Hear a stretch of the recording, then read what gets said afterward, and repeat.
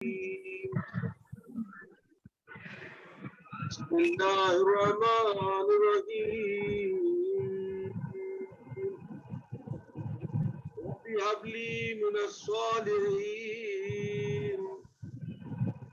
وبشرناه بغلام عليم. اے میرے رب مجھے ایک نیک اولاد عطا فرما، نیک بیٹا مجھے عطا فرما. وبشرنا بغلام علیم، تو ہم نے ان کو ایک بردبار بچے کی بشارت دی. فلما بلغ معه السعي قال يا بني إني أرى في المنام أني أذبحك فانظر ما ترى. تو وہ بچہ جب چلنے پھرنے کے لائق ہو گیا تو باپ نے کہا، حضرت ابراہیم علیہ السلام نے کہا، اے میرے بیٹے میں اپنے خواب میں دیکھتا ہوں تجھے ذبح کرنے کے جیسا، اب تو بتا تیری اس میں کیا رائے ہے؟ قال يا أبت افعل ما تؤمر ستجدني إن شاء الله من الصابرين. تو بیٹے نے کہا، اے میرے ابا آپ وہ کام کر دیجئے جس کا آپ کو حکم ہوا ہے اور آپ مجھے انشاءاللہ صابرین میں پائیں گے. فلما اسلم وتله للجبین، پس جب وہ دونوں راضی ہو گئے تو حضرت ابراہیم علیہ السلام نے اپنے بیٹے کو ماتھے کے بل یعنی پیشانی کے بل لٹا دیا. نادیناہ یا ابراہیم قد صدقت الرؤیا، تو ہم نے آواز دی، اے ابراہیم بس حقیقت میں تم نے اپنے خواب کو سچ کر دکھایا. انا کذالک نجزی المحسنین، بے شک ہم اسی طرح محسنین بندوں کو جزا دیتے ہیں، نیک بندوں کو جزا دیتے ہیں. ان ھذا لہو البلاء المبین، بے شک یہ بہت کھلا امتحان، بڑا امتحان تھا. وَفَدَيْنَاهُ بِذِبْحٍ عَظِيمٍ، اور ہم نے یہ فدیہ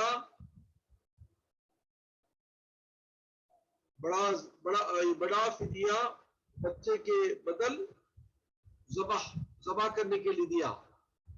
وَتَرَكْنَا عَلَيْهِ فِي الْآخِرِينَ، اور ہم نے اس کو آنے والی نسلوں میں قائم رکھا. سلام علی ابراہیم علیہ السلام پر سلام ہو. کذالک نجزی المحسنین، اسی طرح ہم نیک بندوں کو جزا دیتے ہیں.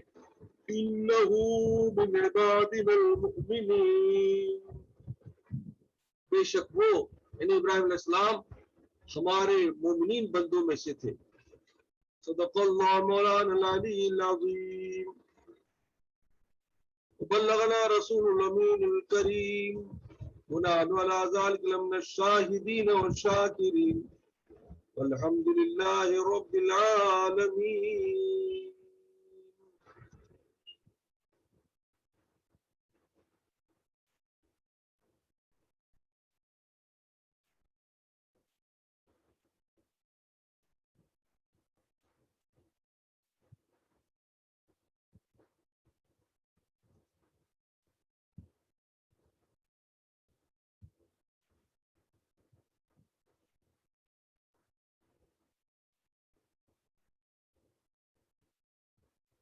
تو میں نے آپ کے سامنے سورہ صافات 23 والے پارے میں سورہ صافات کی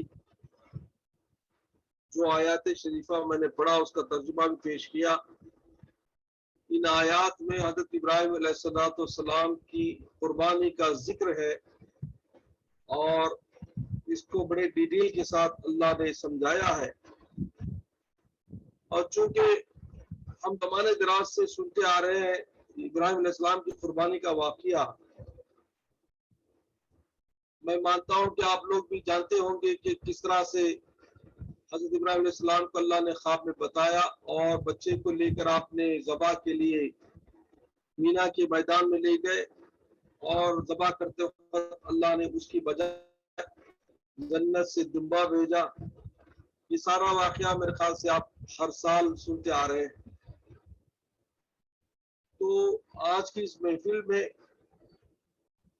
مجھے صرف چند اہم باتیں اس معاملے میں جو خاص راز کی بھی باتیں ہیں مجھے سمجھانا مقصود ہے، کیونکہ واقعات تو ہم ہمیشہ بچپن سے سنتے آ رہے ہیں. اس کو ریپیٹ کرنا میرے خیال سے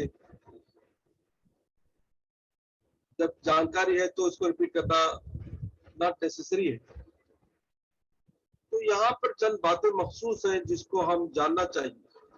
قرآن میں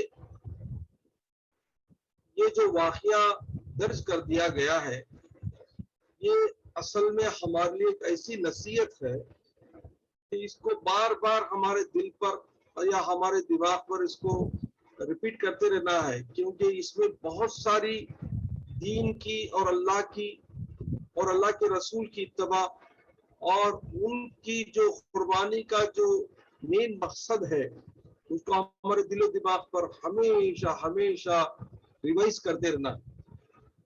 سب سے پہلے دیکھیے حضرت ابراہیم علیہ السلام پر بہت بڑی آزمائش اس بات کی ہوئی کہ زمانے دراز تک آپ کو اولاد نہیں ہوئی، آپ کو کوئی اولاد نہیں ہوئی.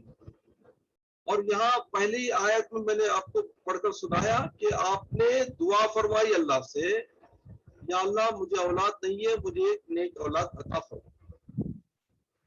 تو دیکھو حضرت ابراہیم علیہ السلام کی عمر کافی 90 کے اوپر ہو گئی تھی.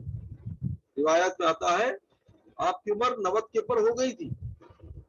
اور چونکہ بی بی سارا پانچ تھے، مطلب ان کو بے اولاد ہونے کی کوئی چانس نہیں تھا، تو ان سے بھی امید نہیں تھی. تو بی بی حاجرہ کو بی بی سارا نے آپ کے لیے گفٹ کے طور پر دیا.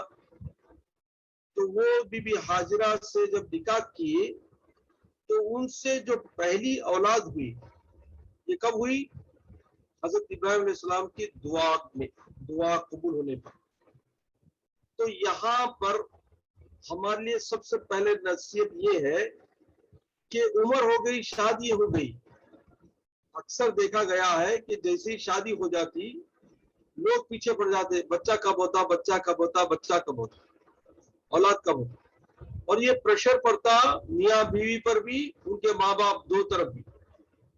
میرے رشتے داروں کا یہ کام ہوتا، 1 سال ہو گیا ابھی تک بچہ نہیں، 2 سال ہو گیا بچہ نہیں، 3 سال ہو گیا بچہ نہیں. اب اس میں ڈاؤٹ شروع ہو جاتا، یا تو بچے میں ڈیفیکٹ ہے تو بچی میں ڈیفیکٹ. اب دونوں میں مصیبت. بچے وہ آج کل کے تو بچوں کی جو حالت ہے ہم بول نہیں سکتے. یہ پلان کرتے ہیں اپنی اولاد کے لیے، شاید ان کے کاموں کا کچھ مسئلہ ہوگا یا کوئی اور ان کا پلان ہوگا. ہم کو ان کو چانس دینا چاہیے، یہ نمبر 1. نمبر 2 یہ ہمارے ہاتھ میں نہیں ہے. فرسٹ آف آل دماغ میں یہ لانا چاہیے کہ مرد اور عورت ملتے ہیں تو بچہ ہونا ضروری نہیں ہے، اور یہ ہمارے کنٹرول میں نہیں ہے. یہ صرف اور صرف اللہ ہی کے کنٹرول میں ہے. کون سا ڈاکٹر دنیا کا بھی ہو کوئی گارنٹی نہیں دے سکتا. ہاں آج کل جو ہے فرٹیلیٹی کلینک کھل گئے ہیں جہاں پہ وہ ٹرائی کرتے ہیں. they also take only 50-50 اور 40-60. ان لوگوں بھی گارنٹی نہیں دے سکتے. تو مطلب یہ ہے کہ جو کچھ بھی اولاد کا جو معاملہ ہے یہ قدرتی معاملہ، یہ بات ہمارے ذہن میں بٹھا لینا. اور اولاد جب شادی کر کے دیتے ہیں تو ویٹ کرنا چاہیے ہم. حضرت ابراہیم علیہ السلام کو عمر دراز ہونے کے بعد 90 سال کے بعد بچہ ہوا. ابھی اب 5 سال ہو گئے، 4 سال ہو گئے، بچہ نہیں ہوئے، پریشان. یا میاں بھی پریشان کے ساتھ ساتھ ماں باپ دو طرف کے پریشان ہو گئے، وہ پریشر الگ. اور ایسی باتیں بھی ہوتی ہیں آپ کے میرے خیال سے معلومات میں ہوگی کہ نوبت یہاں تک پہنچتی کہ طلاق کی نوبت آ جاتی. ماں باپ ڈاؤٹ کرتے, ارے اس بچی سے اولاد نہیں ہوتی, اس کو رکھو کیا فائدہ, جس سے اولاد نہیں ہوتی اسے رکھو کیا فائدہ. اب ایسی صورت میں کیا ہوتا, بچی کے پر پریشر پڑ کے اس کو طلاق تک کی نوبت آ گئی. ایسے بہت سارے انسیڈنٹس ہم نے دیکھا ہے.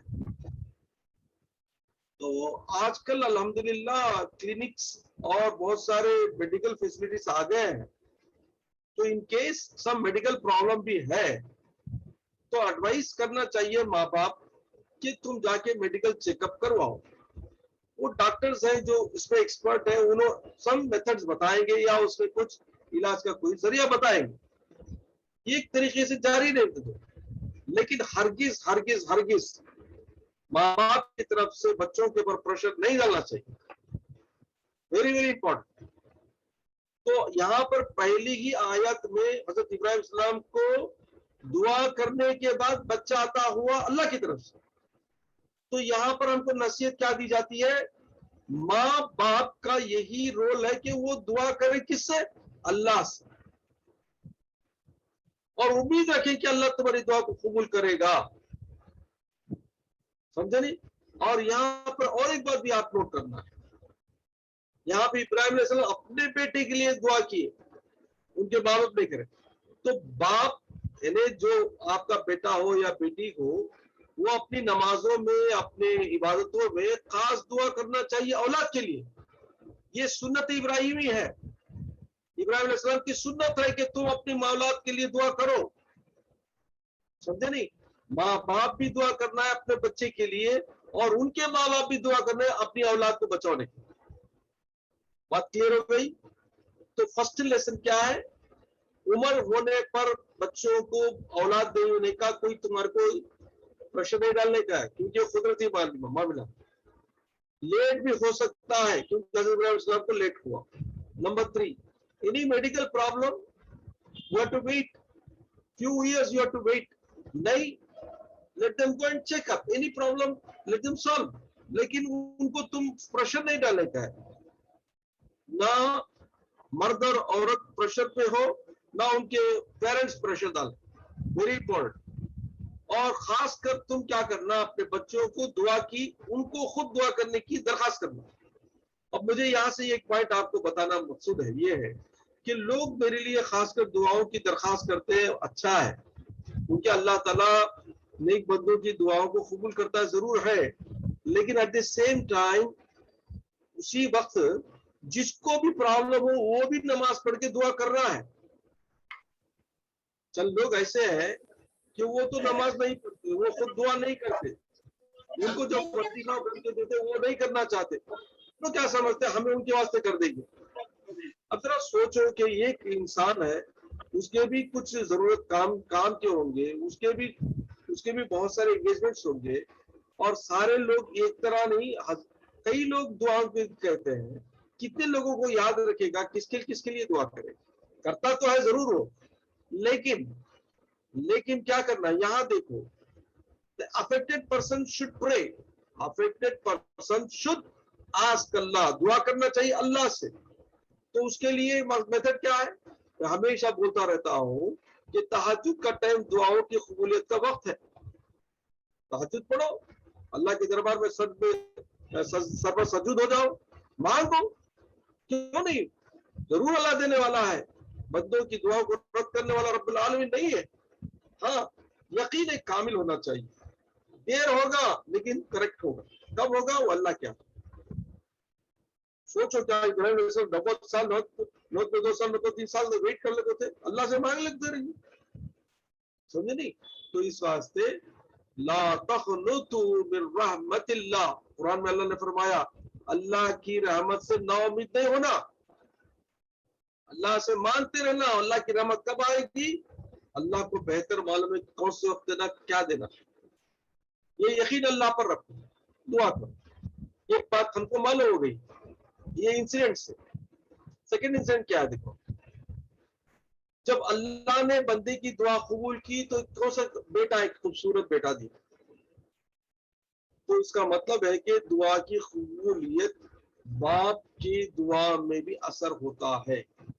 माँ भी करना है, बाप की दुआ में असर होता है। और जो अल्लाह के नेक बंदे होते हैं, अल्लाह ताला उनकी ख्वाहिश को, उनकी दुआओं को कबूल करके बच्चा दे। अब यहाँ पर एक बात सोचना है कि रब्बुल आलमीन बीबी मरियम भी दुआ करे, बीबी मरियम की अम्मा भी दुआ करे, क्या करे? बीबी हन्ना, बीबी मरियम के अम्मा का नाम क्या माँ? बीबी हन्ना। मैं किसी का नाम हन्ना सुनता नहीं हूँ। हन्ना बड़ा प्यारा नाम है।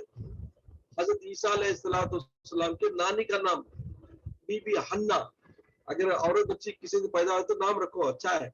मरियम तो बहुत मरियमा है, बीबी हन्ना तो भी रखो, अच्छा है। खैर, तो बीबी हन्ना दुआ करते थे अल्लाह के पास, या अल्लाह मुझे नर औलाद अता फरमा, यानी मुझे बच्चा अता फरमा, तेरी मस्जिद की खिदमत के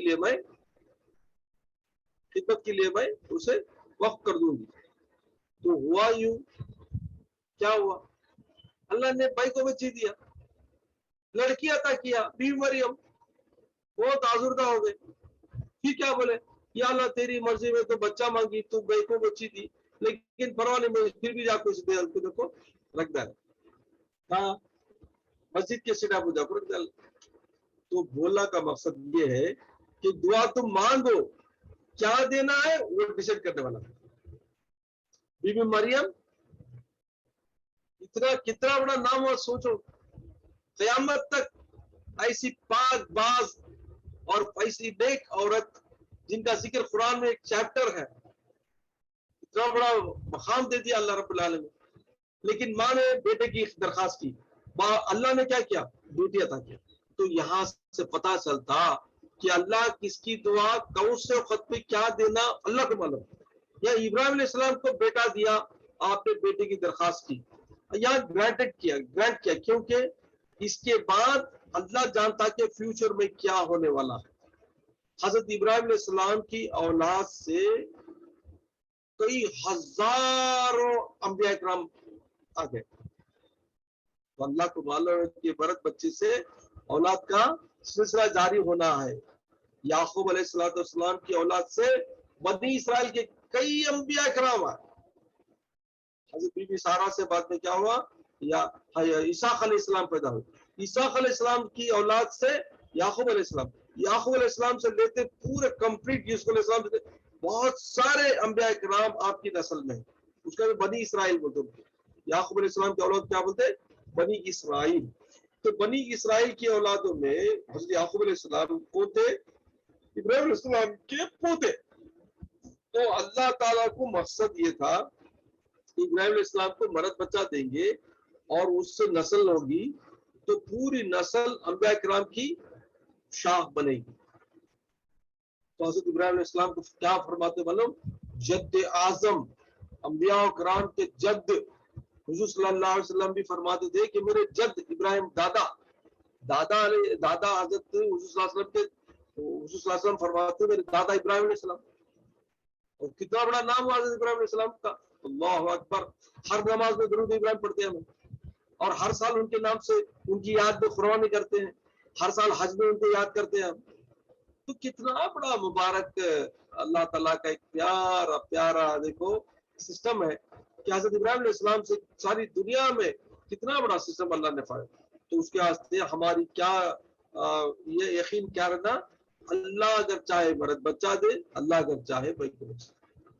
कुरान में एक जगह ऐसा ही जिक्र फरमाया कि अल्लाह जिसको चाहता है मर्द बच्चे देता है, या भाई को बच्ची देता है, या जिसको चाहता है बच्चे ही नहीं देता, या किसी को चाहता है लड़का ही दे दे, किसी को चाहे लड़के दे दे। ये उसकी मर्जी है, उसका प्लान है, और वो हमारे से बेहतर जानने वाला, ये यकीन रखना चाहिए। तो सेकंड थिंग हमें क्या मालूम यहाँ से कि हम जो दुआ करते हैं अल्लाह ताला उसकी दुआ पर, वो दुआ अगर कबूल भी किया तो उसकी मर्जी से या तो मर्द बच्चा दे सकता है या भाई को बच्ची दे सकता है। तो यहाँ पर क्या हुआ, आजकल के दौर में क्या हमेशा से यही रोना है, घर में भाई को बच्ची पैदा हुई मातम है, बाप की सूरत छोटी हो जाती है, दादा दादी की सूरत छोटी हो जाती है। क्या करते हो, क्या करना, घर का चिराग ऐसा नहीं हुआ। क्या है घर का चिराग? میں پوچھتا ہوں گھر کا چراغ کون ہے؟ بچی گھر کا چراغ نہیں ہے کیا؟ بیٹی گھر کا چراغ نہیں بنتی کیا؟ نہیں بولنا ہے. جس گھر میں لڑکی پیدا ہوتی ہے حضور پاک صلی اللہ علیہ وسلم کا سلام اور حضور صلی اللہ علیہ وسلم کی محبت اس میں شامل ہوتی ہے. یاد رکھو سرکار دو عالم صلی اللہ علیہ وسلم کو اپنی بیٹی بی فاطمہ سے بے انتہا محبت تھی. اور آپ کی حدیث سے ثابت ہے کہ جس کی ایک اولاد ہوگی وہ عورت بچی ہوگی لڑکی ہوگی اس سے اور اس کو اچھی طرح پال پوس کر اس کو شادی کیا تو جنت میں میرے ساتھ ہوگا. بڑے حضور صلی اللہ علیہ وسلم میرے ساتھ ہوگا ایسا معاملہ بتایا. کتنی بڑی بشارت ہے. اور لوگ ہیں کہ ایسے لڑکی پیدا ہوئی تو آزردہ ہو جاتے. نہیں ہونا, خوش ہونا چاہیے. میں تو کہتا ہوں مرد بچے سے لڑکی اچھی ہے, ماں باپ کا خیال کرتی ہے, شادی کے بعد بھی ماں باپ کا خیال کرتی ہے. لڑکے کچھ بھی نہیں کرتے, یاد رکھو. تو اس واسطے لڑکا ہو یا لڑکی ہو اللہ کے ڈیسیشن پر راضی ہونا چاہیے, خوش ہونا چاہیے, اللہ کا شکر ادا کرنا چاہیے. Second point. اس کے بعد دیکھو اللہ تعالیٰ نے حضرت ابراہیم علیہ السلام پر بہت سارے امتحانات. پہلے تو باپ کا بچپن میں سایہ اڑ گیا. ایک چچا آزر اس کے ساتھ نبھانا, وہ کافر اور بتوں کا پوجا کرنے والا, اور وہاں پر ان کو صبر کرنا پڑا, وہاں سے چھوٹ کے آئے. اب یہاں آئے تو کیا دیکھتے ہیں کہ ہر جگہ کفر ہی کفر ہے. تو وہاں پر جب آپ نے اس کے خلاف بات کیا تو آپ کو انگار میں ڈالا گیا. یعنی تو کتنی بڑی آزمائش ہے. وہاں سے پھر نکلتے پھر جلا وطن ہو گئے. یہاں آئے تو اولاد نہیں, اولاد کے لیے دعا کیا, اولاد دی, اور اولاد بھی دیا کب؟ عمر دراز ہونے کے بعد. اب اولاد ہونے کے بعد خواب آتا. حضرت ابراہیم السلام کو خواب پڑتا ہے. خواب میں آپ اپنے بیٹے کو ذبح کرتے ہوئے دیکھ رہے ہیں. یوزلی ہم لوگ کیا کرتے, خواب پڑتا تو بولتے کیا کی ہوا خواب کا معاملہ ہے چھوڑ دو بولتے. لیکن ابراہیم علیہ السلام اللہ کے نیک بندے کے علاوہ پیغمبر تھے, اللہ کے نبی تھے. تو نبی کا خواب سچی ہوتا ہے, اور نبی کا خواب وحی الہی ہوتا ہے, اللہ کی طرف سے حکم ہوتا ہے خواب کے ذریعے. تو آپ نے ایک بار دیکھا, دو بار دیکھا, تین بار دیکھا تو آپ نے سمجھ گیا کہ واقعی اللہ کا حکم ہے. تو ہمارے خوابوں سے بھی نبی کے خوابوں کا کتنا ڈفرنس ہے. خواب حکم الہی کرنا پڑے گا.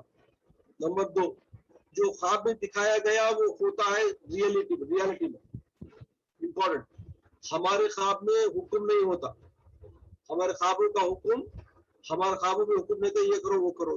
ہم تو بدکار لوگ ہیں. لیکن اللہ کے صالحین بندے انبیاء کرام کو جو خواب پڑتا ہے ان کو وہ حکم کے طور سے لیتے ہیں.